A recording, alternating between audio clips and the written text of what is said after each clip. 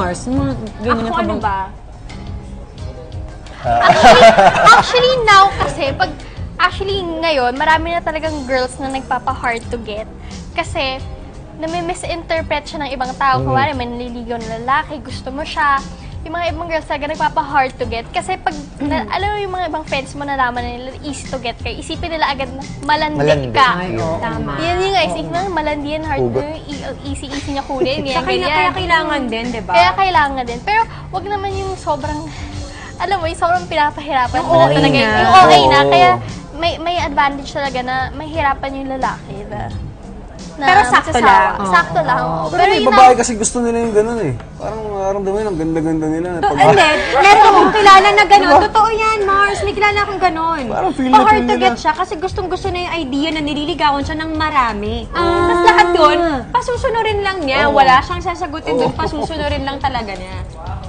Kasi in fairness to them, hindi sila napapagod. Kaya sabi ko, in fairness sa'yo ha. Marunong ka din magdali. Kasi yung parang, kapag napapagod na, parang hindi, alam mo, feeling ko magiging tayo na ng pagdating ng parang. So, syempre, gaganahan yung lalaki. Pag ginahan Paasa naman. Hindi naman hard to get.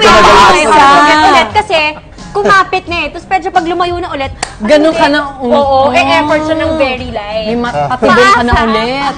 Oo, may ganun. Goodness, hindi ko akala. Akala ko naman yun, kunwari, parang, syempre, I don't even know what the standards are nowadays. Kasi minsan, dati kasi tatanay, gano'ng katagal siya niligawan? Ha? Talaga, 2 weeks lang, naging sila na. So parang, I don't know what the prescribed amount of time was, pero at least give it a couple of months. Yes. Parang ganon. Para pwede mo sabihin, gano'ng katagal siya niligawan? Mga ganon, 2 to 3 months. Parang gaya. Yung iba na umabot ng 1 year, kahit yung bagit sa unon, sabi ko, parang sobrang, ang tagal naman nun. Yung parang, you would have known at some point, between day 1 and 365 days later, di ba? Gusto mo siya.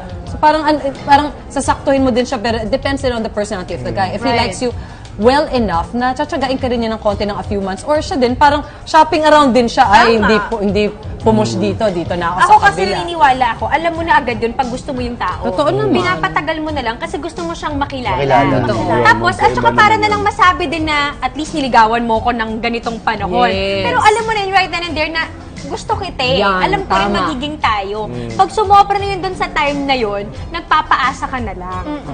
Diba? Kasi kung di mo siya masagot, may reason behind it, pinapatagal mo na lang. Or ayaw mo na lang masaktan siya, or ayaw mo siya i-turn down. So kung ano-anong excuses na lang. Tapos maybe na-enjoy mo din yung perks na yun. Kasi syempre, hatid sundo ka, libre ka sa pagkain. May mga kilala talaga akong ganyan, Mars, na a year or so. Kaya ako talaga, uy, magising ka na. Pag di ka pa sinagot within 3 months, ibig sabihin hindi ka talaga na tayo. Correct.